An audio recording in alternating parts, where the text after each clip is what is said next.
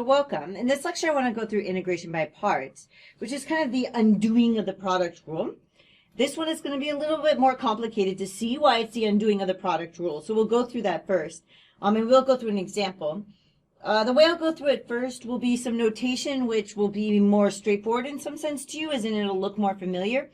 But you'll probably find pretty soon that it gets a little clumsy. So I'm also going to introduce some other notation, which is a little less familiar, but is also less clumsy. So it's going to be clear to figure out what's going on.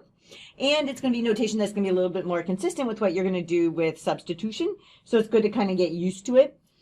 So let's get started. So we want to go from the product rule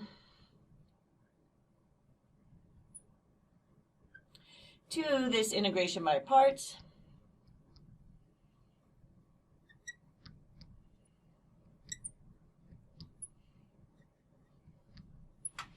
Well, let's just kind of start with the product rule. So if I take the derivative with respect to x, and I have two functions here, so I'm going to have an f of x and a g of x.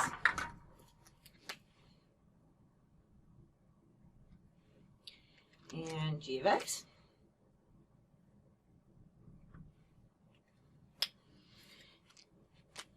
And remember that this just meant that I was taking the derivative with respect to x, which will make things clearer when we have more variables. So it's nice to actually write that like that. But now let's use kind of the prime notation on this side. So I'm going to take, and there's more than one way to write this, don't get disturbed by that, but I'm taking f prime of x and g of x. And we're going to add to that, so I just want to add, and then, right, so the way that this kind of works, you might write it in a variety of different ways because both addition and multiplication are commutative. But the way we're going to write it now is to have, the point is that you want to have each function both without the derivative of it taken and with the derivative of it taken. So here I have the derivative of f, the not derivative of g, and the derivative of g. Okay, and then, so now if I take the antiderivatives,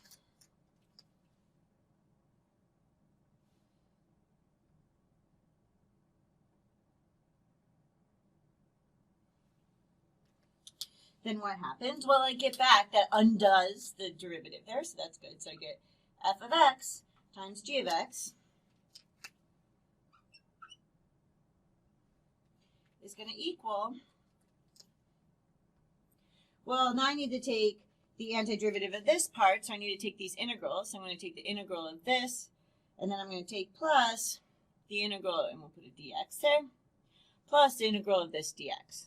So we can just write that out here. So here I have these f prime of x. Here I have f of x. And then I have g prime of x. Sorry, I have g of x. And then I have g prime of x. Okay, like that.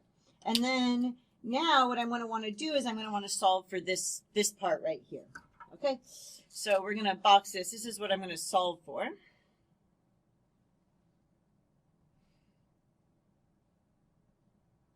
So solve for this. So we'll go ahead and do that. Okay, and what I end up getting, and so this is just rearranging. So I'm just going to write rearrange.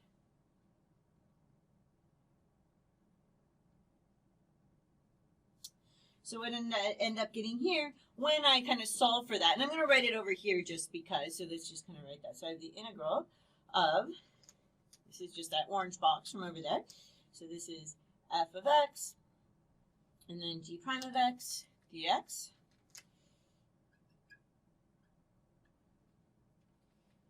I'm going to miss half of the pen. Okay, and then this is going to equal, and then we have f of x. So now this part, notice that this is coming from here. So there is no integral to be taken here. We just have the functions themselves, the two functions, so neither of them have a derivative next to them.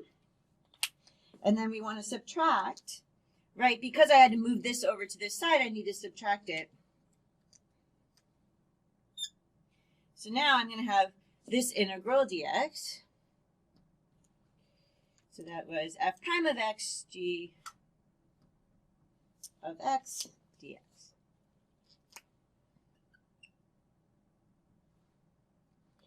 Okay, So this is going to be a formula for a particular kind of integral. It's like look a little bit funny, but it turns out this is quite useful.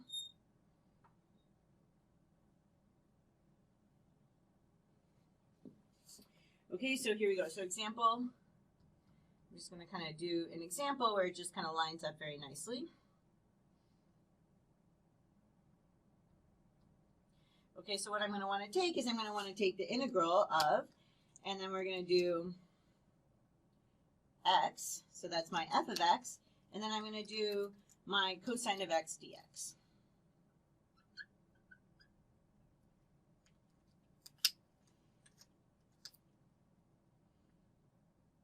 Okay, well, looking at this, there's a lot that I actually need to figure out because this might be my f of x, right? So this part went down here. So this here went here. This here went here, right? So that I still need to actually figure out then, well, what was my g of x and so on. And so that now is where we kind of have to do some stuff off to the side. So let's go ahead and do that. So I start with my x.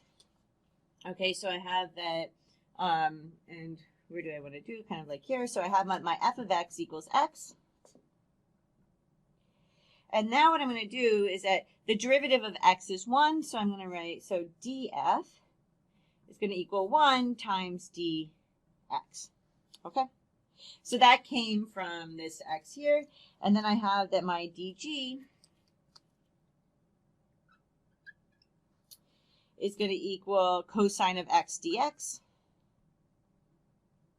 Okay, so this part actually ends up being included in that.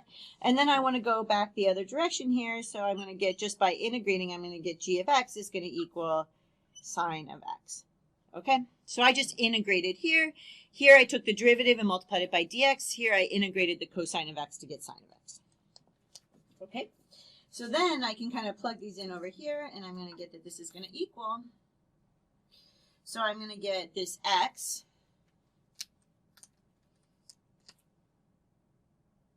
And then I need my g, so I have sine of x from there.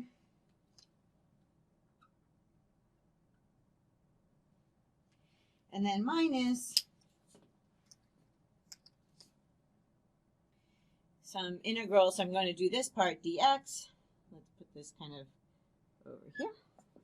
Okay, so I need to put what I need to put in here. So my f prime of x, so this actually ends up being the df, gets split here. Oh, so maybe actually I'll make this blue.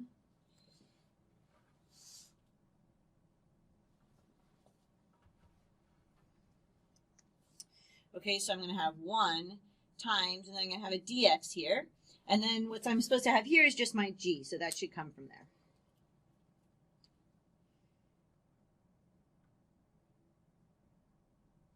Okay, and then that actually equals, and then you can just kind of go through and do the computation here. Right, so these functions are already done, so I can leave them alone. So I just get x sine of x.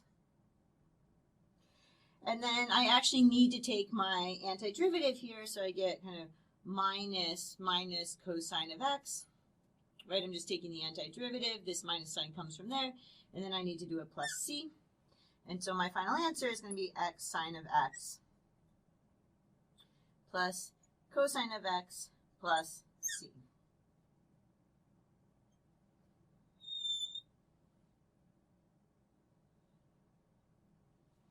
Okay, now I want to do some kind of, I want to give you a little bit of help on figuring out, like looking at this might be very tricky to kind of understand where things came from. So here's kind of a hint as to why I knew to do integration by parts here.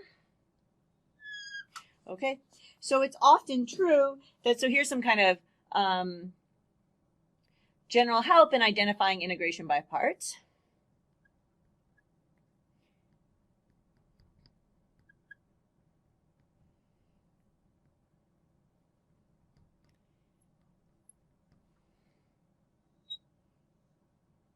Okay, so it's often true, so often we're going to have, so my f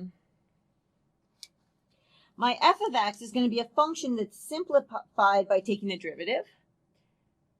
So f of x is going to be a function simplified by taking the derivative.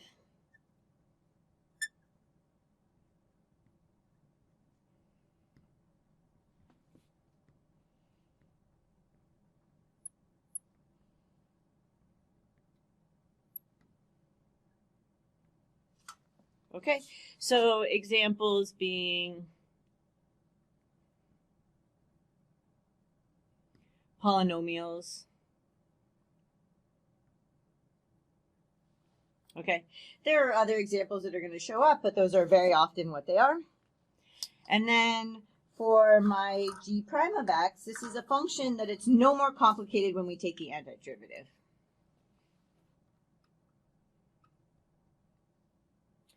Is a function no more complicated when I take the antiderivative.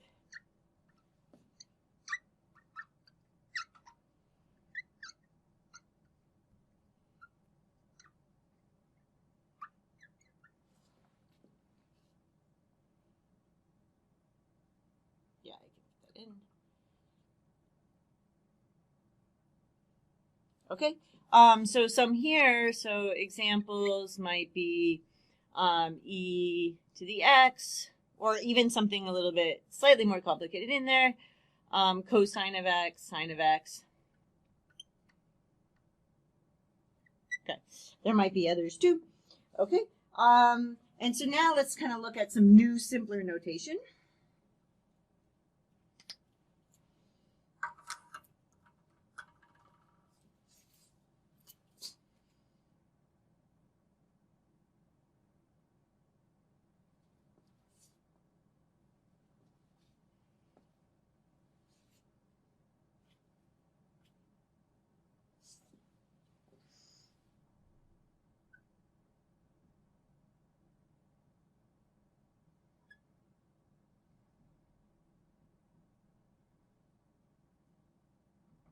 Okay, is that we can actually take, so now we can take, so the integral is going to equal u dv, yes, u dv, and then when I want to take minus the integral of v du.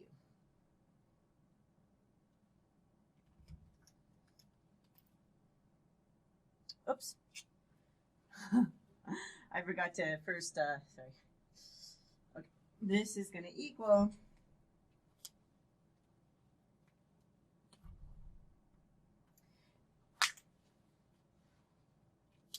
so I can take uv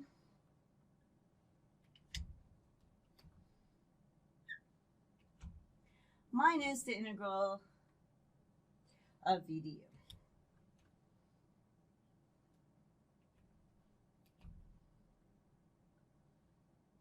Okay, so this is new notation for the same thing. Double box this, because this is like, because my answers are being boxed, so it might be unclear. So let's kind of do an example with this notation.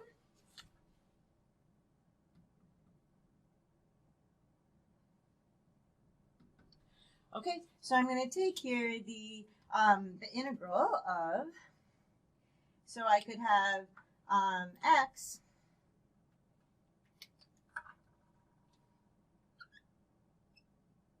e to the x dx. Okay, so as you can kind of see here, this would be my u, and this would be my dv. Okay, and now I'm going to kind of, now I have to figure some stuff out, and it's going to be just an analogy with this. So we'll kind of put it over here. So here I have my u equals x, and so my du is still going to equal dx.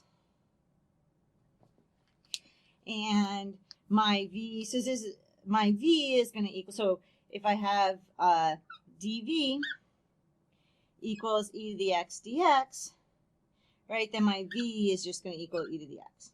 Okay, so this is where, this is the function that doesn't get any more complicated when I take the antiderivative, and this is the function that gets simpler when I take the derivative. That's very kind of lined up. This is just new easy notation, so then I can just kind of write this out, that this is going to equal them.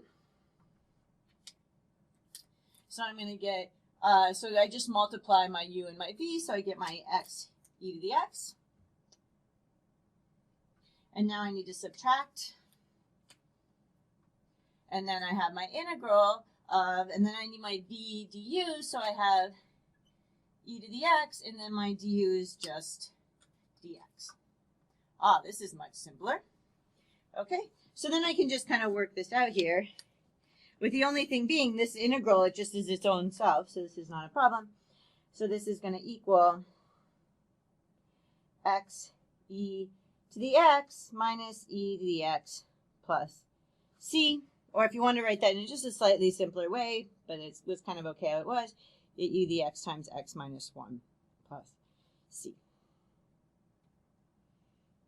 Okay, so this is a methodology that came from the product rule.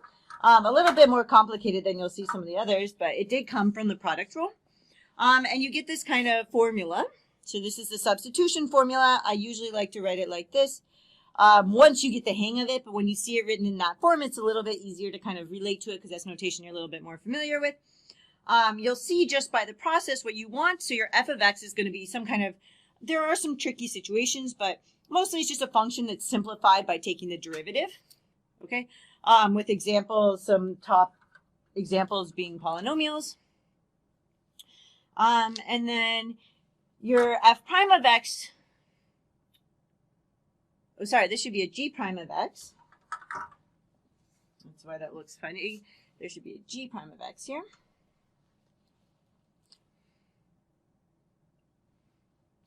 It's going to be a function that's kind of no more complicated by taking the antiderivative, right? Because in that circumstance, you're going to see the g prime of x ends up with a g of x in these places, so you don't want it to become any more complicated. That's actually kind of going to be something you're going to be integrating. So you need the f of x part. You get to integrate the f prime part. So that's good if that becomes simpler. And then the g of x, usually functions don't become simpler when you take the antiderivative. So you just don't want to become any more complicated. And then it's just kind of a matter of lining everything up like this. This is called a differential. The notation might be a little bit new. Don't be afraid by it. All I did was I took the derivative of g and put dx next to it. And so the same thing here. I took the derivative of this and put dx next to it. Same thing here, right? If you took the derivative of this and put dx next to it, that's what you get. Okay, so that's just how the differential works. It's just a little bit of notation that's actually very straightforward once you get the hang of it. And maybe actually, though, I'll make a kind of note on this. Okay, so if I write, let's just do it with df is always equal to f prime of x dx. Okay, I'm writing it like this, but this is just notation, new notation. New, not so scary notation.